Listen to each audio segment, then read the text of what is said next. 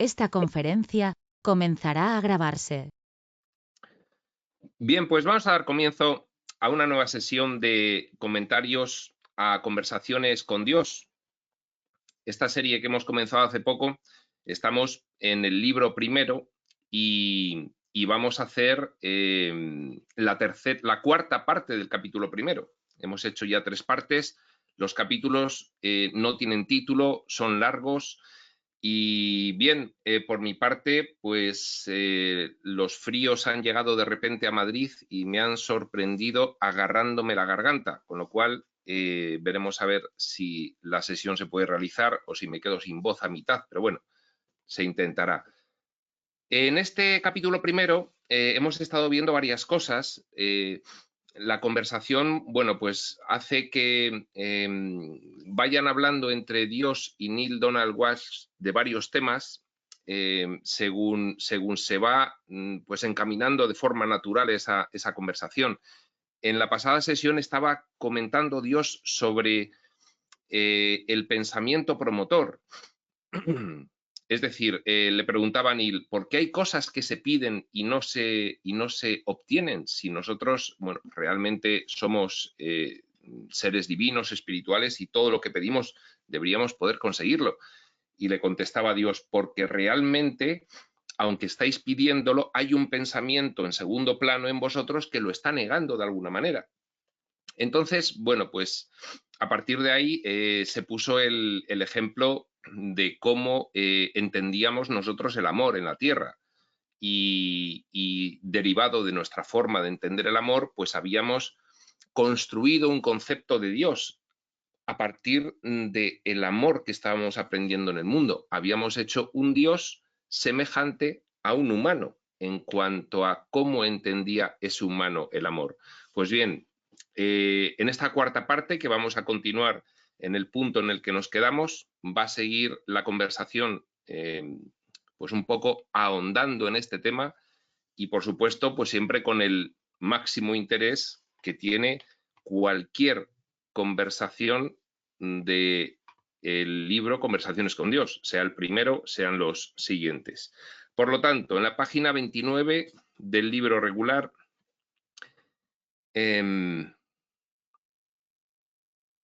dice así, vamos a leer un par de párrafos antes porque estos cortes de vídeos siempre se realizan no en cortes de epígrafes, porque estos capítulos no tienen epígrafes, es un continuo de conversación. Entonces, bueno, pues donde se corta siempre hay que enlazar primero con lo anterior. Dice lo anterior.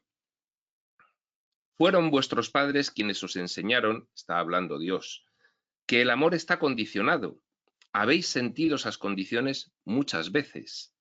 Y esa es la experiencia que habéis interiorizado en vuestras relaciones amorosas.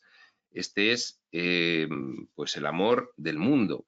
Es un amor condicional, condicionado, exigente, posesivo y excluyente, al contrario que el amor divino, que es incondicional, no exigente, no posesivo y no excluyente. Estamos viviendo la dualidad de los opuestos y, lógicamente, pues, bien, el diseño de nuestras experiencias se basa en una mentalidad completamente involucionada con respecto a la mentalidad del espíritu. Estamos viviendo lo opuesto a quienes somos y desde ahí tenemos que recordar quiénes somos y volver a recrearnos conforme a lo que es nuestra naturaleza real. Y dice, sigue diciendo Dios,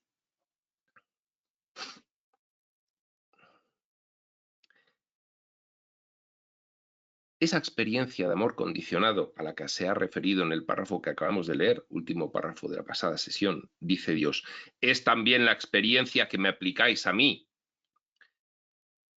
porque hemos construido un concepto de Dios a partir de los conceptos del mundo que son los opuestos a los conceptos del espíritu. Y a partir de esta experiencia extraéis vuestras conclusiones sobre mí. En este marco proclamáis vuestra verdad. Obtenemos nuestras conclusiones y las hacemos una verdad inamovible. Y claro, no tiene nada que ver con la realidad. Es lo que está diciendo Dios, que es lo que ocurre. Pues sigue diciendo: en este marco proclamáis vuestra verdad. Dios es un Dios amoroso, decís, pero si quebrantas sus mandamientos, Él te castigará con el destierro perpetuo y la condenación eterna.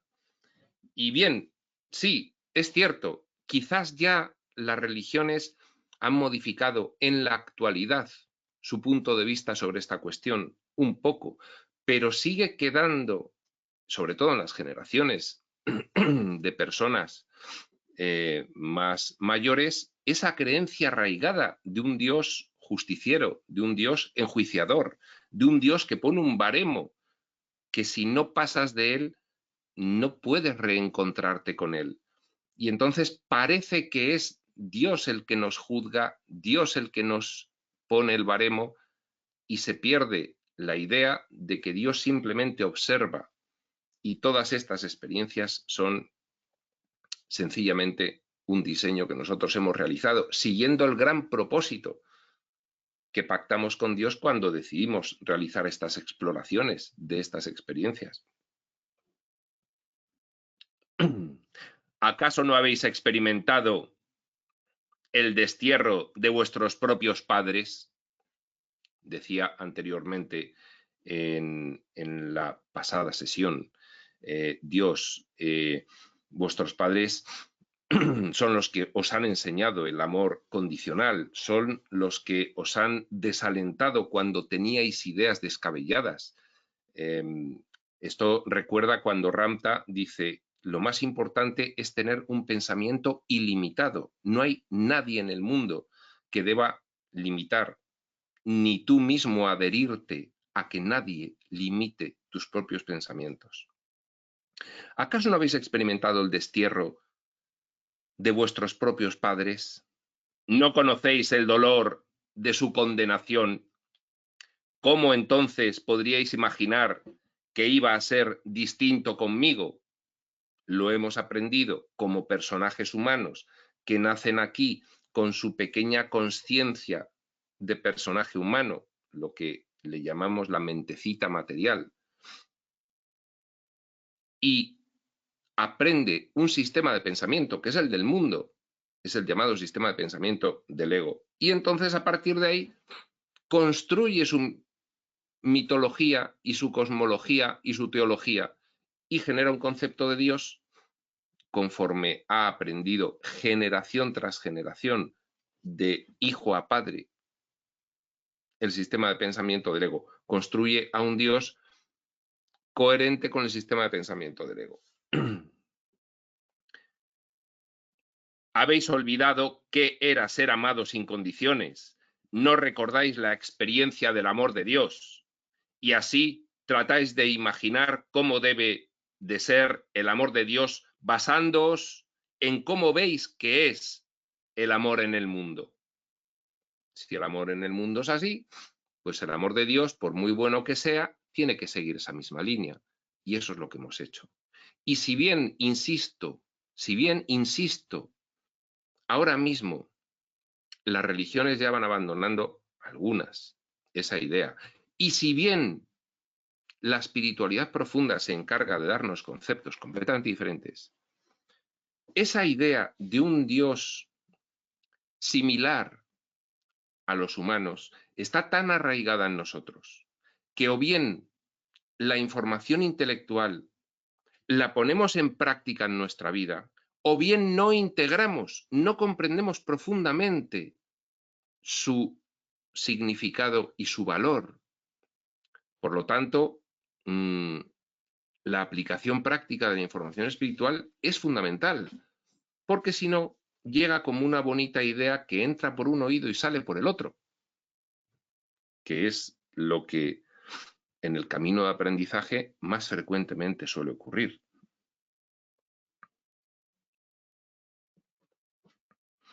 Habéis proyectado en Dios el papel de padre y, en consecuencia, habéis salido con un Dios que juzga y premia o castiga. en base a lo buenos que crea que habéis sido hasta ese momento. Pero esta es una visión simplista de Dios, basada en vuestra mitología. No tiene nada que ver con quién soy yo, afirma Dios. Y efectivamente, pues los textos que manejamos de espiritualidad revelada en espacio sutil, además de conversaciones con Dios, pues sin excepción contienen esta idea. Algunos lo explican de una forma más clara y contundente que otros, pero sin excepción esta idea está contenida. Es decir, el amor de Dios es incondicional y no hay nada que puedas hacer aquí que te pueda privar ni mínimamente del amor de Dios.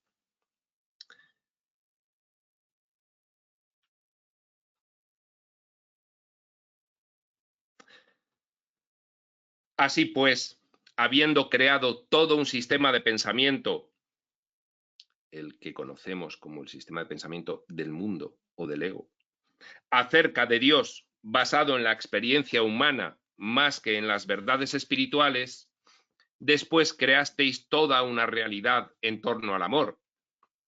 Se trata de una realidad basada en el temor, efectivamente. Ya nos lo dice un curso de milagros. ¿Qué es el amor del mundo? No es el amor de Dios, es una ilusión de amor. Es lo opuesto al amor de Dios. ¿Por qué? Porque está contaminado por la creencia en el mal. Creencia en el mal, culpa y miedo son los tres pilares del diseño de mentalidad que hemos realizado para vivir estas experiencias humanas. Entonces, nuestro amor no es el amor del amor, es el amor del temor, como dice aquí Dios. Se trata de una realidad basada en el temor, arraigada en la idea de un Dios terrible y vengativo, que si bien ahora nominalmente ni siquiera las religiones hacen ya referencia a un Dios justiciero y vengativo, sí permanece arraigado como idea en la conciencia social, sí que permanece en las cavernas de nuestra inconsciencia, condicionándonos desde allí esa idea de que Dios nos va a juzgar. Ese pensamiento promotor, aquí enlaza con lo que venía explicando Dios sobre el en base a qué se produce nuestra experiencia humana, en base a los pensamientos que nos relatamos a nosotros mismos de forma consciente o en base al pensamiento promotor, que es la creencia arraigada que funciona desde detrás, desde abajo, y que prevalece o predomina sobre ese pensamiento fugaz humano. Pues dice, es el pensamiento promotor. Es el mismo concepto que en Ramtha le llama el motivo ulterior, el motivo de fondo. Ese pensamiento promotor es erróneo, el de un Dios terrible y vengativo. Pero rechazarlo supondría desbaratar toda vuestra teología. Bien lo sabe él.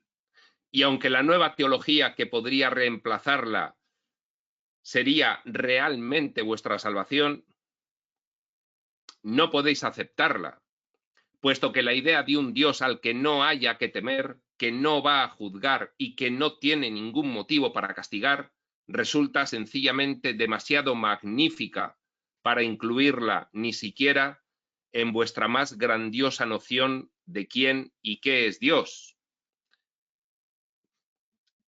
Como que parece que está insinuando Dios que el incluir un concepto más elevado de lo que Él es en nuestra teología nos aterraría, porque nos supondría cambiar completamente el sistema de funcionamiento de nuestro mundo. Completamente. Porque si dejamos de tener un concepto de Dios que juzga, que exige, que limita, que pone raseros. ¿Qué es lo que nosotros hacemos en el mundo? Entonces, ¿cómo podríamos justificar nuestro propio comportamiento humano? Nos veríamos obligados a cambiarlo todo y eso nos aterra inconscientemente. Esta es la idea que late de fondo. Esta realidad del amor basada en el temor domina vuestra experiencia de aquel, del amor, domina nuestra experiencia del amor. Ya lo decía Dios antes en la pasada sesión. En cuanto declaráis que estáis enamorados de algo, comienza el temor a perderlo.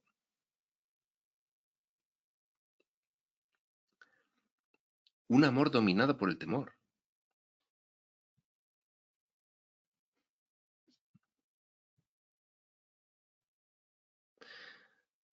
Esta realidad del amor basada en el temor domina vuestra experiencia de aquel. Más aún, en realidad la crea. Y aquí está la clave. En realidad, una experiencia del amor basada en el temor crea nuestra realidad. Lo estamos manifestando.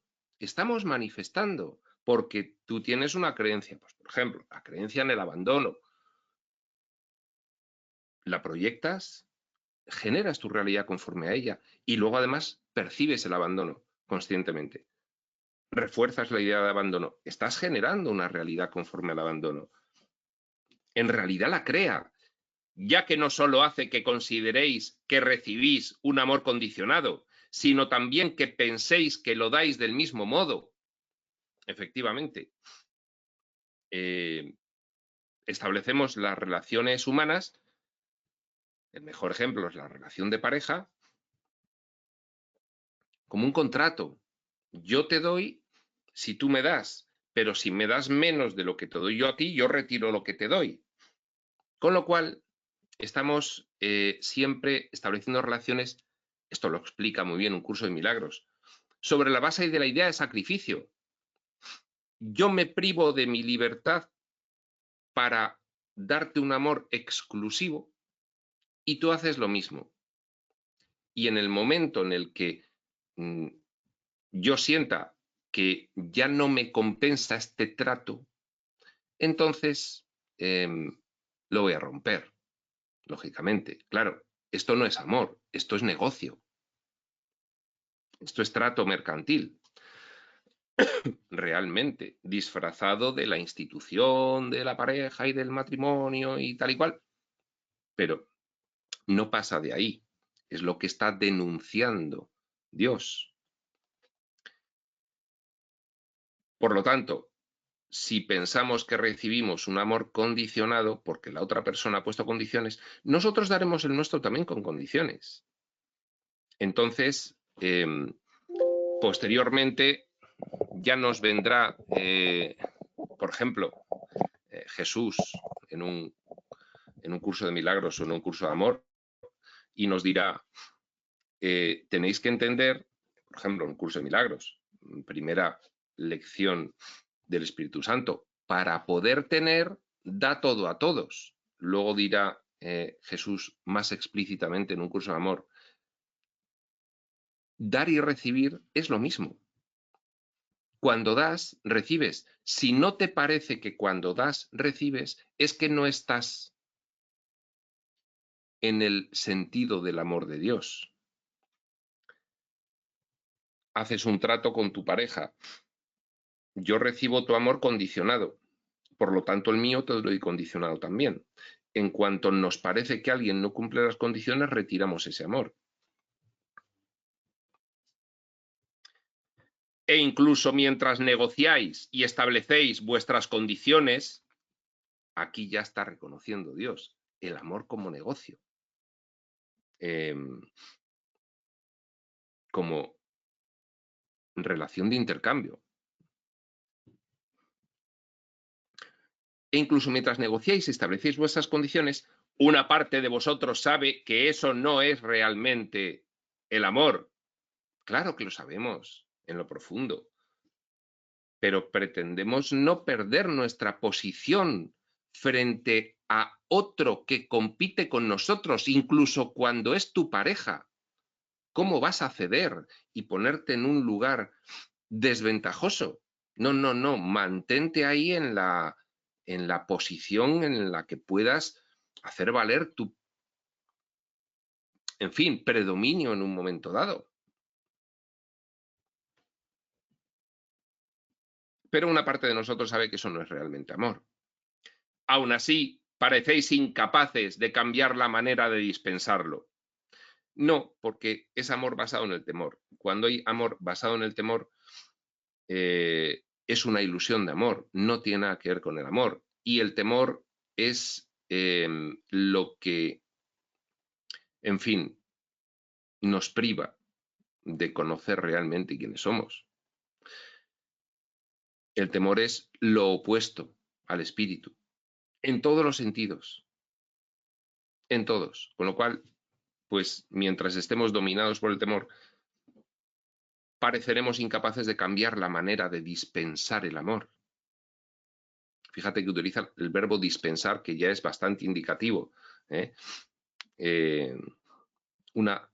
Un sitio donde, en fin, ofreces o no el amor y de una forma medida y cuantificada y en función de lo que recibes a cambio. Os decís a vosotros mismos que habéis aprendido la manera difícil y, exclama Dios, que os condenéis si os hacéis de nuevo vulnerables.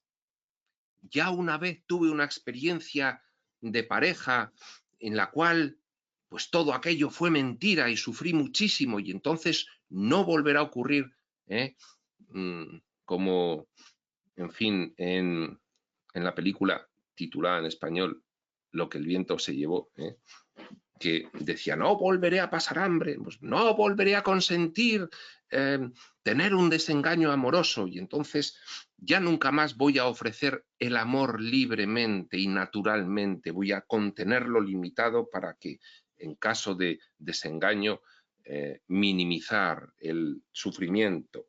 Bueno, que os condenéis si os hacéis de nuevo vulnerables, pero lo cierto es que deberíais decir que os condenéis si no lo hacéis, dice Dios. ¿Qué es lo que nos está realmente ocurriendo mientras estamos pues en el sentido del amor propiciado por el mundo? Que realmente pues la condena es no poder manifestar lo que es nuestra herencia natural, dice Un curso de milagros en su prólogo. El amor es tu herencia natural. Entonces, no poder manifestar nuestra herencia natural es lo que es realmente una condena para nosotros. Pero lo cierto es que deberíais decir que os condenéis si no lo hacéis. El siguiente párrafo es un poco explicativo. Sigue hablando Dios. Debido a vuestros propios y equivocados pensamientos sobre el amor, sí que os condenáis realmente a no experimentarlo nunca en toda su pureza, porque el que no da, no recibe. Y esto impide el que se manifieste el amor real, tal cual es. Está contenido, está medido, está dispensado en función de lo que el otro da. Si tú me das más, yo te daré más, pero en cuanto muestres una mínima señal de que retiras tu amor, yo retiro el mío completamente también. No vaya a ser que quede por debajo y al final pues sufra innecesariamente. Y esto que acabo de decir, en fin, está muy extendido todavía en el mundo, incluso en los estudiantes de espiritualidad, porque está muy arraigado en nosotros. Porque llegar al punto de ofrecer amor incondicional podría equipararse a haber llegado a adquirir consciencia crística.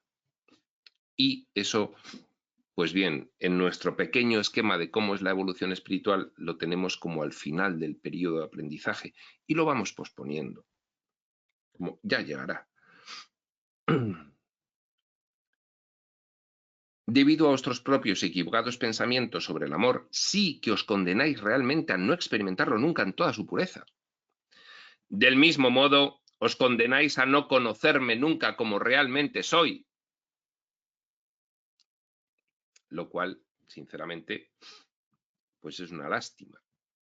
Pero esto es lo que nos explica la información espiritual. ¿Queréis ser más felices? Ahí está el camino. Elegid. Al menos mientras obréis así, ya que no podéis rechazarme para siempre, y llegará el momento de nuestra reconciliación. Y esta es la forma en la que Dios le habla a un humano. Le dice, no podéis rechazarme para siempre y al final nos reconciliaremos.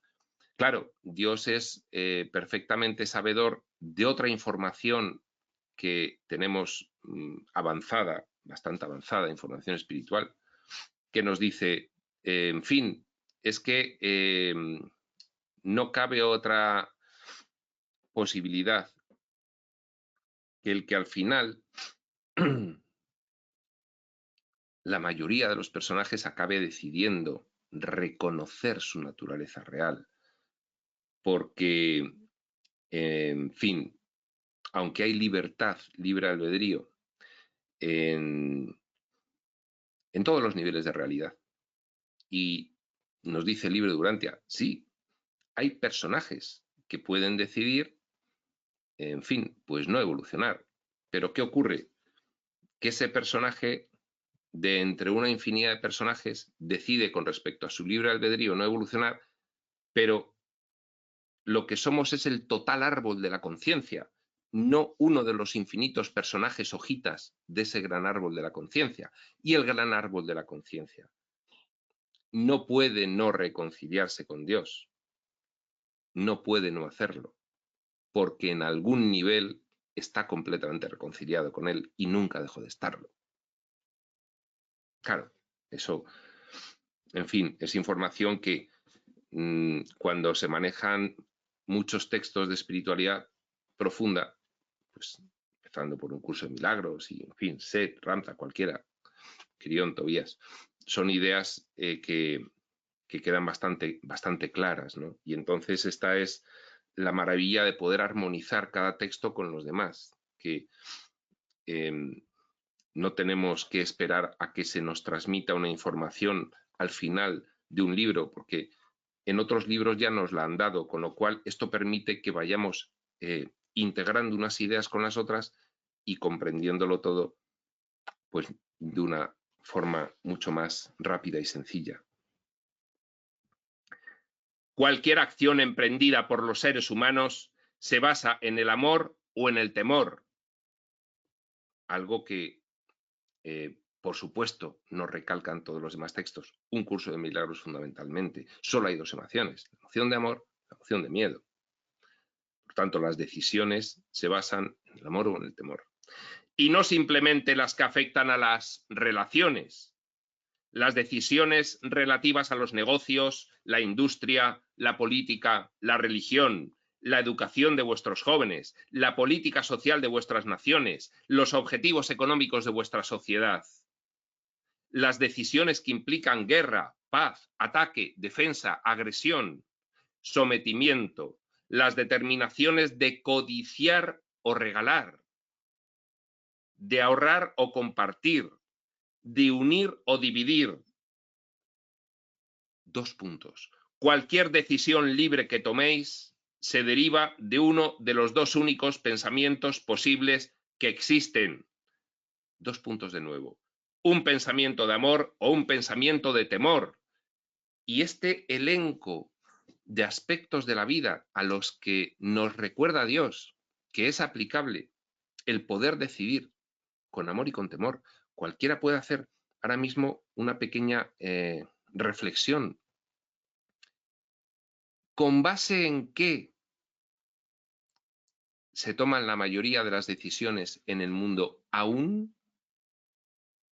Con base en el temor.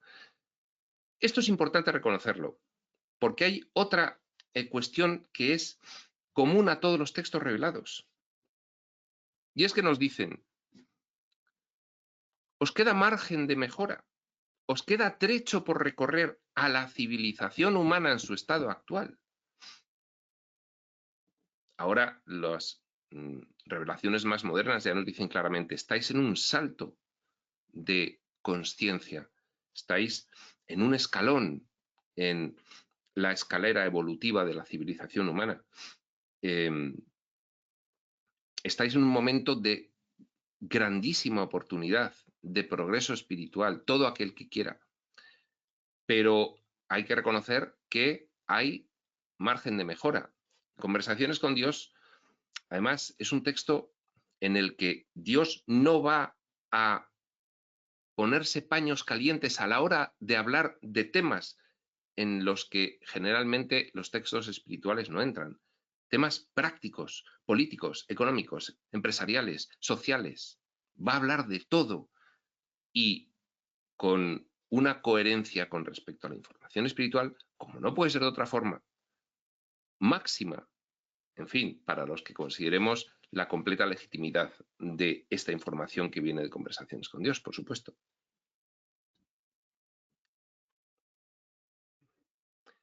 El temor es la energía que contrae, cierra, capta, huye, oculta, acumula y daña.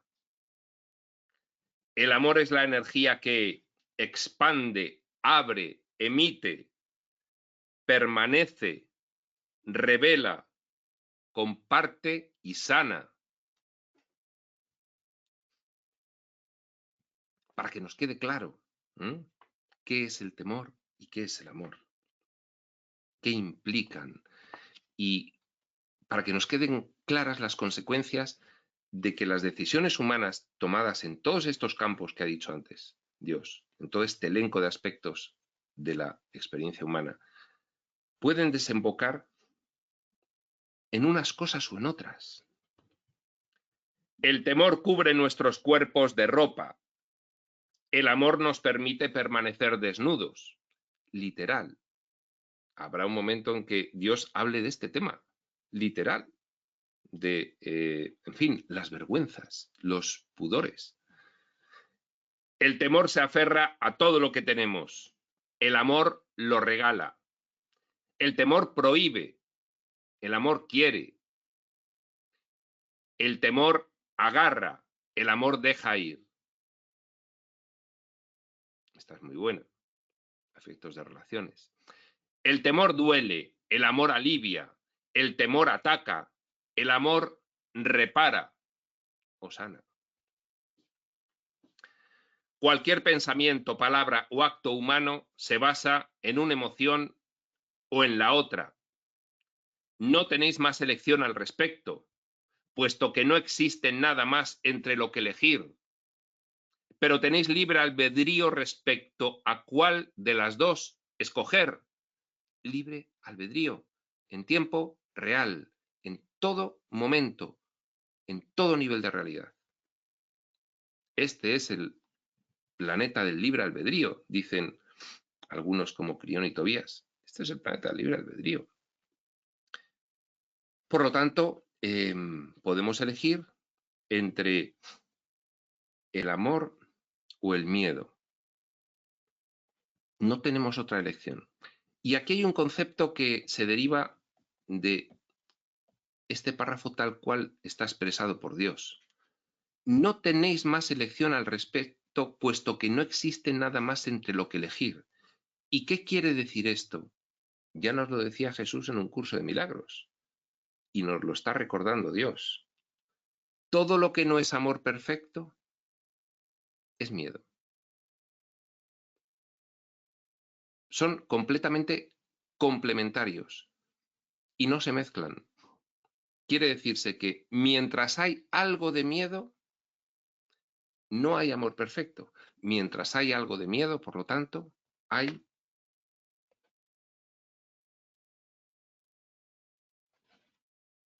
ataque, dolor, aprisionamiento, prohibición. aferramiento o apego. Contracción, cierre, captación, huida, ocultación, acumulación y daño. Si no hay amor perfecto, hay eso, en algún grado. Contesta Neil, después de estar escuchando muy atentamente, supongo, haces que parezca muy fácil, y sin embargo, en el momento de la decisión, el temor vence mucho más a menudo. ¿Por qué? Habéis aprendido a vivir en el temor. Creencia completamente arraigada. ¿Por qué? Porque, bien, también nos lo explica Jesús en un curso de milagros. Es la emoción pilar fundamental de las experiencias humanas. Dice Jesús, el desvío hacia el miedo. Son estas experiencias, se podrían definir así, el desvío hacia el miedo, derivadas de la culpa proyectada al exterior, por lo tanto, culpa que proviene de la creencia en el mal. Tú crees en el mal, esa es la dualidad de los opuestos, tú has inventado un mal para tener estas experiencias, crees en el personaje humano que viene aquí con ese diseño de mentalidad involucionada porque cree en el mal, inmediatamente surgen dos emociones, culpa, esa culpa se proyecta, se ve el mal fuera, y miedo. Entonces dice Dios, habéis aprendido a vivir en el temor. Se os ha hablado de la supervivencia de los más capacitados y de la victoria de los más fuertes y el éxito de los más inteligentes, pero se os ha dicho muy poco sobre la gloria de quienes más aman. Maravilloso. La gloria de quienes más aman, que pueden no ser los más capacitados, ni los más fuertes, ni los más inteligentes, ni los más prestigiosos, ni los más exitosos, ni los más poderosos. Y aquí todo el mundo persiguiendo eso y olvidándose de aquello de la gloria de los que más aman. De este modo, os esforzáis por ser los más capacitados, los más fuertes, los más inteligentes, de una u otra manera, y si en una situación determinada percibís que vosotros lo sois menos, tenéis miedo de perder, puesto que se os ha dicho que ser menos significa perder. Dos falacias seguidas. Primera, ser menos. Primera falacia del mundo. Aquí perfectamente escenificada, cierto es. Segunda falacia, perder. Como si se pudiese perder. Aquí también perfectamente escenificada. Aquí tú tienes una manzana en la mano y la das y no tienes ya esa manzana en la mano, la tiene otro. Aquí la escenificación del diseño representa fielmente lo que se quiere representar, la pérdida. Nos dice la información espiritual. Esto es una ficción, primero. Segundo, una manzana simboliza una idea de alimentación, por ejemplo. Si tú compartes esa idea, la refuerzas en ti. Y como eres un creador de realidad, acabará apareciendo otra manzana. Pero si tú la idea de la manzana la asocias a perder al compartir y no a reforzar y extender al compartir, entonces no solo te quedan sin esa manzana, sino que no aparecen más. Y esta es un poco la escenificación del diseño de estas experiencias que realizamos aquí y que la espiritualidad quiere que transformemos, que cambiemos de nuestra mente.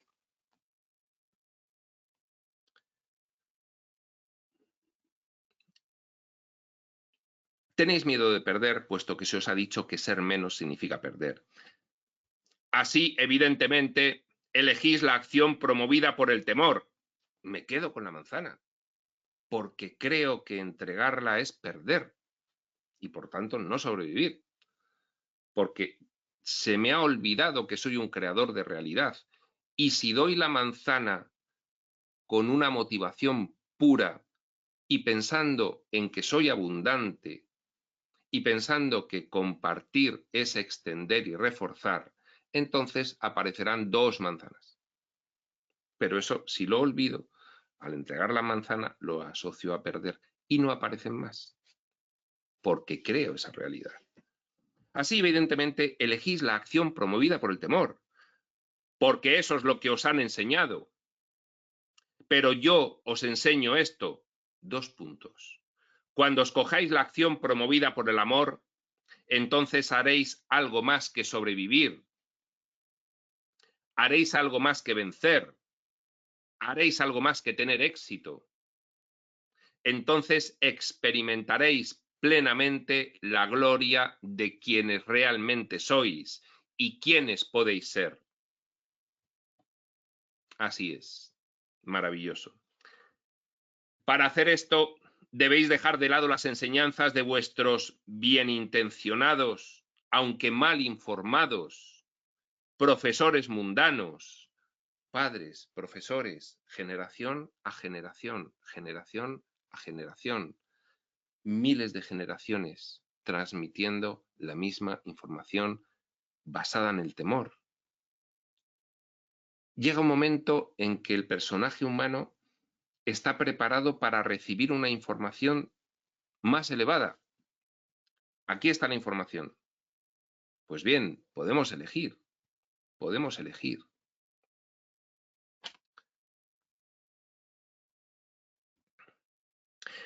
Hay muchos de estos profesores entre vosotros, como siempre los ha habido, ya que nunca he querido privaros de aquellos que os mostraran, os enseñaran, os guiaran y os recordaran esas verdades, dice Dios. Habéis tenido siempre mensajeros de la espiritualidad. Otra cosa es que el mensaje lo hayáis distorsionado y hayáis generado religiones basadas de nuevo en el sistema de pensamiento del ego. Pero mensajeros habéis tenido siempre. No obstante, el mayor recordatorio no se halla fuera de vosotros, sino que es vuestra propia voz interior. Siempre los textos revelados, si son fidedignos, te van a acabar diciendo, tienes que finalmente trascender todos los textos y cuando hayas aprendido a escuchar la voz interior, atenderla, porque tú tienes un portal dimensional al espíritu, ahí, en ti, y por lo tanto tienes comunicación directa. Esta es la primera herramienta que utilizo para transmitir su mensaje, dice Dios, la voz interior, que se manifiesta aquí además a través del sentimiento. Su principal herramienta, nos lo ha dicho ya. Esta es la primera herramienta que utilizo, puesto que es la más accesible por todos, no hace falta ni saber leer. ¿Qué me dice mi sentimiento profundo respecto de esta situación? Ya está. La voz interior es la voz más fuerte con la que hablo, puesto que es la más cercana a vosotros. Es la voz que os dice si todo lo demás es verdadero o falso, correcto o equivocado, bueno o malo, según vuestra definición. Es el radar que señala el rumbo, dirige el barco y guía el viaje, si dejáis que lo haga. Fijaos, aquí Dios pues entiende que somos personajes humanos que estamos viviendo la dualidad y sabe que nosotros, en fin, pues esa voz nos va a decir si algo es verdadero o falso, correcto o equivocado, bueno o malo. Porque nosotros pensamos en términos de valor y de juicio, bueno o malo. Dios lo sabe, no pasa nada, ya trascenderéis esa idea. Pero por ahora, mientras creáis que hay bueno o malo, el camino es hacia lo bueno, no en dirección contraria. Y en el camino hacia lo bueno acabaréis trascendiendo las ideas de bueno o malo mundanos y acabaréis yendo a lo que es espiritual, que nos dirán luego como una idea avanzadísima, una integración de todo. No podéis separar lo malo de lo bueno y quedaros solo con lo bueno. Finalmente tendréis que integrar en vuestra experiencia todo y verlo como lo que es, y verlo apropiado, y verlo, pues, como lo que en responsabilidad hemos querido experimentar aquí. La voz interior es la voz que te dice ahora mismo si las palabras que estás leyendo son palabras de amor o palabras de temor. Hágase la prueba. Escúchese la voz interior y reconózcase. ¿Estos son palabras de amor o de temor? Ahí está. Con este patrón puedes determinar si son palabras que hay que tener en cuenta o palabras que hay que ignorar. Te está dando además la clave Dios como para, en fin, ¿y cómo sé que una revelación es fidedigna o no? Voz interior. ¿Te resuena? ¿En qué sentido? ¿Te toca el alma o no? Ya está. Luego, en fin, hay algunos otros datos ya más objetivos, ¿no? Que, por ejemplo, pues Crión tiene una lista de datos objetivos para saber si una revelación es fidedigna o no, pero esta es la prueba fundamental.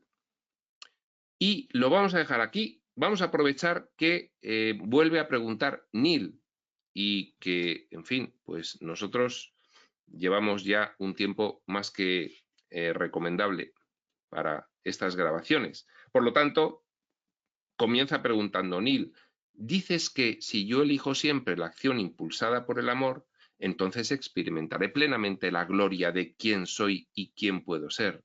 ¿Quieres explicármelo con más detalle, por favor? Página 32 del libro regular. Aquí se queda, seguiremos en la siguiente y hasta entonces, prospector.